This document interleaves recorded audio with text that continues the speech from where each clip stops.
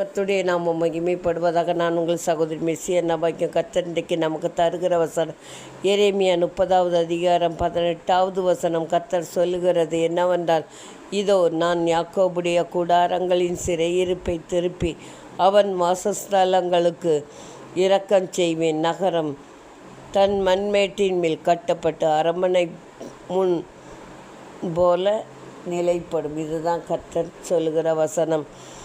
உங்கள் வாழ்க்கை மிகவும் மோசமானதாக இதுவரைக்கும் இருந்திருக்கலாம். மிகவும் தத்தளிப்பு நிறைந்ததாக, கண்ணீர் நிறைந்ததாக, வறுமை நிறைந்ததாக, வேதனை மட்டுமே அனுபவித்தவர்களாக நீங்கள் காணப்படலாம். ஆனால் இன்றைக்கு கர்த்தர் சொல்லுகிறார் பாருங்கள், அவர் உங்கள் கூடாரங்களின் சிறையிருப்பை திருப்புகிறார்.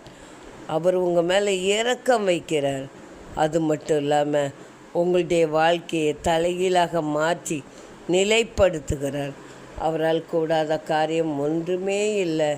யோபு மிகவும் செல்வந்தனாக இருந்த யோபு அவனுடைய வாழ்க்கை தலைகீழாக மாறினது. ஆனால் தேவன் இடைப்பட்ட வேளையில் திரும்பவும் அவன் இழந்து போன செல்வங்களை, எல்லா காரியங்களையும் 2 மடங்கு பெற்று ஆசீர்வதிக்கப்பட்டான். இன்றைக்கி நீங்களும் கூட உங்கள் வாழ்க்கையில் கர்த்தர் உங்களுக்கு ஒரு அற்புதம் செய்யும்படியாக வந்திருக்கிறார். உங்கள் சிறையிருப்பை மாற்றுகிறார். உங்கள் மேலே இரக்கம் கொள்ளுகிறார். உங்கள் நிலைமையை மாற்றுகிறார்.